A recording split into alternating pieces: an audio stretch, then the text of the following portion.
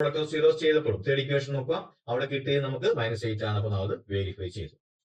Hence verified from 3 and 4. അപ്പൊ നമ്മളിവിടെ ചെയ്തത് ഇക്വേഷൻ എഴുതി, ഇക്വേഷനെ ഫാക്ടറൈസ് ചെയ്തു. ഹായ്, ഇന്നത്തെ വീഡിയോ CBSE 10ാം ക്ലാസ്സിലെ മാത്സിന്റെ സെക്കൻഡ് ചാപ്റ്റർ പോളിനോമിയൽസ്.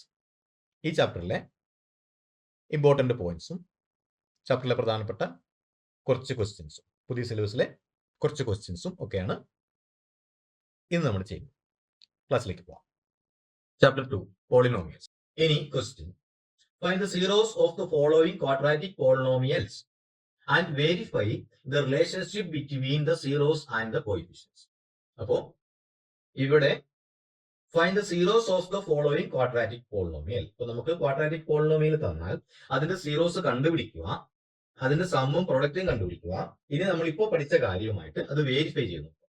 അപ്പം ഇവിടെ ഇതൊരു ക്വാഡ്രാറ്റിക് പോളിനോമിയൽ നമ്മൾ 9th പഠിച്ചിട്ടുള്ളതാണ്. ക്വാഡ്രാറ്റിക് ഇക്വേഷനെ നമുക്ക് സോൾവ് ചെയ്യാൻ ക്വാഡ്രാറ്റിക് ഇക്വേഷൻ ചാപ്റ്റർ 10th ഇല്ലാതെ നമ്മൾ പോളിനോമിയൽ 9ാം ക്ലാസ്സിൽ പഠിച്ചിട്ടുണ്ട്. Splitting the middle term, factorise ചെയ്ത് അങ്ങനെയൊക്കെ നമുക്ക് ഇതിനെ സോൾവ് ചെയ്യാൻ പറ്റും. അപ്പൊ ആ മെത്തേഡിൽ നമുക്ക് സോൾവ് ചെയ്തിട്ട് ആ ക്വാഡ്രാറ്റിക് പോളിനോമിയലിനെ സോൾവ് ചെയ്ത് നമുക്ക് സീറോസ് കണ്ടുപിടിക്കാം. First question, x² - 2x - 8. നമുക്ക് സോൾവ് ചെയ്യാം. x² - 2x - 8. അപ്പോ ഇവിടെ ചെയ്യുന്നത് ഇതിനെ ഫാക്ടറൈസ് ചെയ്യുന്നു. അതായത് പണ്ട് പഠിച്ചിട്ടുള്ള ഫാക്ടറൈസേഷൻ മെത്തേഡാണ് split in the middle term. അപ്പൊ നമുക്ക് ഈ തന്നിരിക്കുന്നത് ഈ 1 × 8 എന്ന് പറയുന്നത് റൂട്ടിന്റെ, അതായത് ഇതിന്റെ സീറോസിന്റെ പ്രോഡക്റ്റും നടുക്കുള്ള ആ -2 എന്ന് പറയുന്നത് ഇതിലെ നമുക്ക് കണ്ടുപിടിക്കേണ്ട സീറോസിന്റെ സമ്മുമായിരിക്കും. അപ്പൊ നമ്മൾ ഇതിനെ ഫാക്ടറൈസ് ചെയ്ത് നോക്കും. അപ്പൊ 1 × 8 നമുക്ക് 8 എന്ന് കിട്ടി. ഇനി ഈ 8 എന്ന് പറയുന്ന പ്രോഡക്റ്റ് ആണ്, ഏതോ രണ്ട് നമ്പേഴ്സിന്റെ പ്രോഡക്റ്റ് ആണ് 8. ആ നമ്പറിന്റെ 8 അല്ല -8, ആ നമ്പറിന്റെ സം ആയിരിക്കും -2. ഇവിടെ ശ്രദ്ധിക്കേണ്ട ഒരു കാര്യമുണ്ട്. ഈ 8ന്റെ സൈൻ, അതായത് പ്രൊഡക്റ്റിന്റെ സൈൻ അവിടെ മൈനസ് ആണ്. പ്രൊഡക്റ്റിന്റെ സൈൻ മൈനസ് ആണെങ്കിൽ രണ്ട് നമ്പറിനെ മൾട്ടിപ്ലൈ ചെയ്യുമ്പോൾ ആൻസറിന്റെ സൈൻ മൈനസ് വന്നാൽ അതിൽ നിന്ന് നമുക്ക് മനസ്സിലാക്കേണ്ടത് ആ രണ്ട് നമ്പറും ഡിഫറന്റ് സൈൻ ഉള്ള നമ്പേഴ്സ് ആയിരിക്കും. അപ്പോൾ ഈ 2 എന്നുള്ള നമ്പർ കിട്ടാൻ വേണ്ടി നമ്മൾ ചെയ്യേണ്ടത് ഈ രണ്ട് നമ്പറിന്റെ സം ആയിരിക്കില്ല, സം നമ്മൾ പറയുന്നു, പക്ഷെ ആ സമ്മിന് പകരം ഡിഫറന്റ് സൈൻ ആയതുകൊണ്ട് അവിടെ സമ്മ് കാണുക എന്ന് പറഞ്ഞാൽ നമ്മൾ ഡിഫറൻസ് ആണ് കണ്ടുപിടിക്കുന്നത്. അതായത് നമുക്ക് കിട്ടുന്ന നമ്പറിനെ ഈ ഫാക്ടേഴ്സിലെ വലിയ നമ്പറിൽ നിന്നും ചെറിയ നമ്പർ കുറയ്ക്കുമ്പോഴായിരിക്കും നമുക്ക് ഈ പ്രോബ്ലത്തിൽ, അതായത് പ്രൊഡക്റ്റിന്റെ സൈൻ മൈനസ് ആയതുകൊണ്ട് അതിന്റെ ഡിഫറൻസ് ആയിരിക്കും നമുക്ക് ഈ 2 എന്ന് പറഞ്ഞാൽ കിട്ടുന്നത്.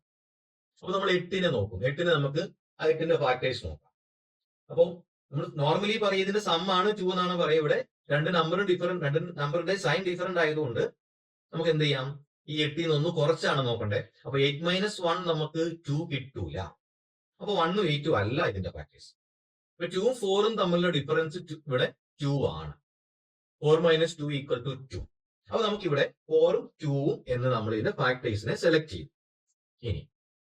ഇനി നോക്കേണ്ടത് ഇവിടുത്തെ സമ്മിന്റെ സൈൻ മൈനസ് ആണ്. സമ്മിന്റെ സൈൻ മൈനസ് ആണെന്ന് പറഞ്ഞാൽ രണ്ട് പോസിറ്റീവും നെഗറ്റീവും നമ്പേഴ്സിൽ ആഡ് ചെയ്യുക എന്ന് പറഞ്ഞാൽ തമ്മിലുള്ള ഡിഫറൻസ് ആണ് കണ്ടുപിടിക്കുന്നത്. എന്നിട്ട് അബ്സൊല്യൂട്ട് വാല്യൂ വലിയ നമ്പറിന്റെ സൈൻ ആണ് ആൻസറിൽ കൊടുക്കുക. പ്ലസും മൈനസും നമ്പറിനെ നമ്മൾ ആഡ് ചെയ്യാൻ വേണ്ടി തമ്മിലുള്ള വ്യത്യാസം, രണ്ട് നമ്പറിന്റെ ഡിഫറൻസ് കണ്ടുപിടിച്ചിട്ട് അബ്സൊല്യൂട്ട് വാല്യൂ വലുതിന്റെ സൈൻ ആയിരിക്കും ആൻസറിൽ കൊടുക്കുക. ഇവിടെ ഇപ്പോൾ ആൻസറിന്റെ സൈൻ മൈനസ് ആണ്, അതുകൊണ്ട് തന്നെ ഇതിലെ വലിയ നമ്പറിനായിരിക്കും, അതായത് 4നായിരിക്കും മൈനസ് കൊടുക്കുന്നത്. അപ്പൊ നമുക്ക് അതിനെ സ്പ്ലിറ്റ് ചെയ്തിട്ട് എഴുതാം. 4ന് മൈനസ് കൊടുത്തു, 2ന് പ്ലസ് ഉണ്ട്. ഇനി നമുക്ക് ആ ടേമിനെ സ്പ്ലിറ്റ് ചെയ്ത്, മിഡിൽ ടേമിനെ സ്പ്ലിറ്റ് ചെയ്തിട്ട് എഴുതാം. ഈക്വൽ ടു x², 1x² എന്നുള്ളത് വേണ്ട, x² - 4x. അപ്പൊ നമ്മൾ മിഡിൽ ടേം സ്പ്ലിറ്റ് ചെയ്തു.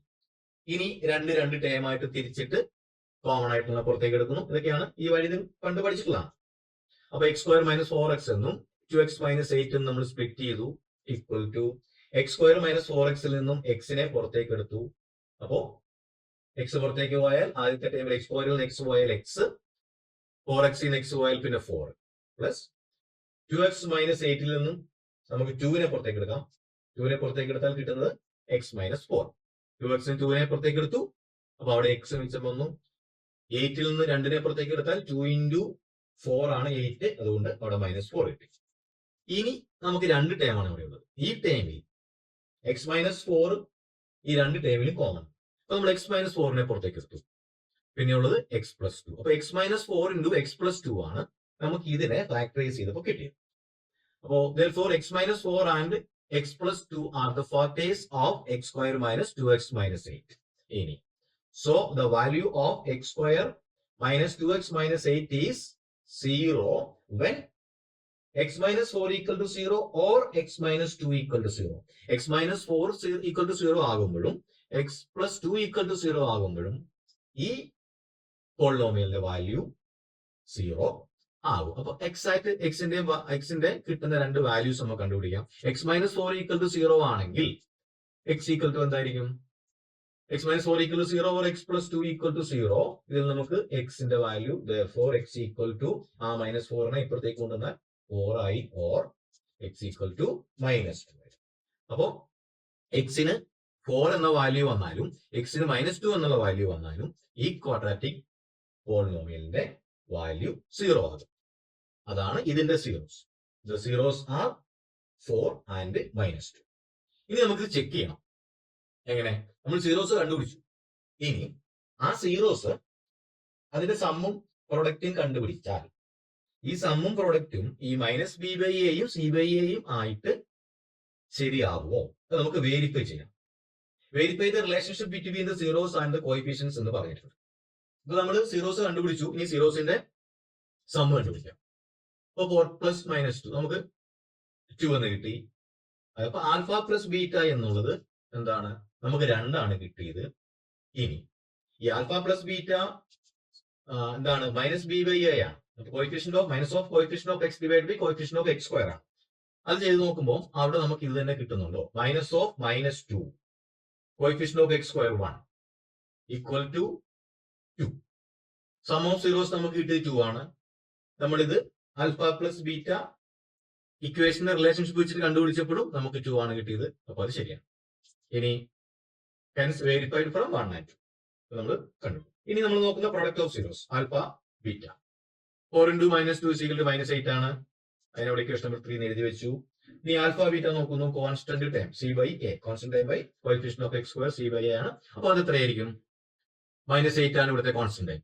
അവിടെ ക്വസ്റ്റ്യൻ നോക്കാം. -8 കോഎഫിഷ്യന്റ് ഓഫ് x² 1 ആണ്. -8 divide by 1 is equal to -8. നമുക്ക് പ്രൊഡക്റ്റ് ഓഫ് സീറോസ് ചെയ്തപ്പോഴും തേർഡ് ഇക്വേഷൻ നോക്കുക. അവിടെ കിട്ടിയത് നമുക്ക് -8 ആണ്. അപ്പൊ നമ്മൾ വേരിഫൈ ചെയ്തു. Hence verified from 3 and 4.